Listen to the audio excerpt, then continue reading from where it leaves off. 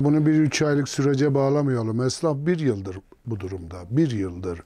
Yani şimdi şöyle esnafın zaten tek geçim şeyi bizim meslek dalını konuşalım. %90 biz yerli yabancı turistlere hitap ediyoruz. Gaziantep'e turist mi geliyor? Onun için tabii sokak kısıtlamaları çok büyük etken. Bugün 9'dan sonra sokağa çıkma yasağı var.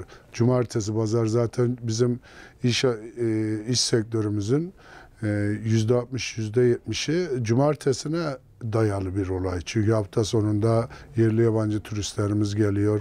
Tabi Allah'tan geliyor. Yani bunun şimdi inşallah başımızdan bir an önce gider de esnaf çok şükür diyor. Çok şükür derken adam siftah edemiyor. Onun için tabii biz umutluyuz. İnşallah bu tekrar yükselmez. İnsanlar tedbirini alır. Yani ya bir şey olmaz demenin bir anlamı yok. Tedbir. Bizim yapabileceğimiz tedbir bizden takdir Allah'tan. Onun için yine diyorum turistlerimiz esnafa gelsin. Esnaf hijyenini koruyor. Bakın ben şu gün olmuş daha birinden tokalaşmış değilim. Neden değilim? Vebal işi bu. Yani kendimden korktuğumdan değil. Yani onun için esnafımız bilinçli bu konuda. İnşallah yavaş yavaş bu açılır. Çünkü bu böyle gitmez. Allah'ın izniyle bu kısıtlamanın kalkmasını iyi bir şekilde değerlendirelim. Yani sonuçta yine esnaf oluyor olan. Yani bundan en büyük etkilenen esnaf. Onun için esnafın başka geliri de yok. Yani esnaf başka nasıl ayakta duracak? Müşterisi gelecek. Ondan sonra biz bunu hep yıllardır konuşuyorum. Bizim %90'an sektörümüzün iş yaptığı kesim yerli yabancı kesim. Onun için ben umutluyum inşallah. Ya umutsuz olmanın bir anlamı yok. Pandemi sürecinde uzun bir süreç geçirdik. Ciddi esnaflar olarak etkilendik bu süreçten. Bu hafta sonunun kaldırılması, yasakların kaldırılması ciddi anlamda çarşımızda bir olumlu etki yaratmasını bekliyoruz. Güvenli tedbirler kapsamında elimizden geldiği kadar kurallara uyaraktan müşterilerimizi bekliyoruz. Hani hafta sonu yasaklarının kalkması esnaflar için çok önemliydi.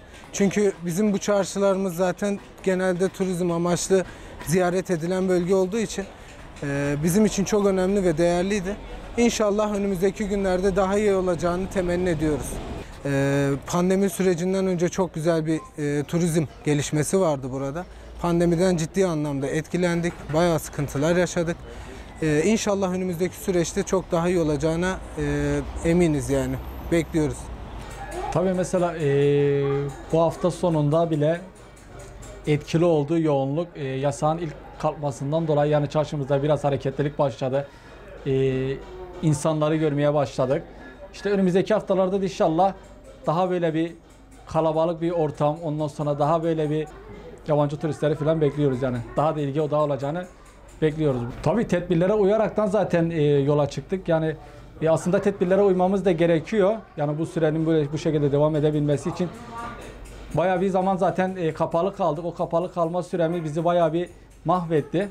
Hani tedbirlere uyaraktan böyle gelen turistleri, misafirlerimizi çarşımızda ağırlamak isteriz. Şimdi yabancılar gelmeye başladılar inşallah. İnşallah iyi olur. Satışımız düzelir inşallah. Çok sıkıntılar çektik. İnşallah bu hastalık da gider. Müşteriye gelen giderler inşallah memnun oluruz inşallah. Yavaş yavaş gelmeye başladılar. İyi olur inşallah. Nasıl pandemi süreci sizin için nasıl geçti? Çok zor geçti. Çok zor geçti. Kiramızı zor ödedik. Kiralarımızı çok zor ödedik. Gelen giden yoktu. Bundan sonra gelmeye başladılar inşallah. Gelmeye başladılar inşallah. Allah'ın izniyle düzelir. İnşallah bunu da atlatırız inşallah. Esnafımız o turistleri dört gözle beklemekte şu anda. İnşallah hayırlı olur vatana, millete ve esnafımızın yüzü güler inşallah bu durumda. Ve onu hasret ve özlemle bekliyorduk o zaten. Ama inşallah bu pandemi süresince esnafımız bayağı mağdur oldu. Biz de hepimiz birlikte mağdur duruma düştük. Rabbim inşallah bundan sonraki zaman dilimi içerisinde hayırlısını nasip eder.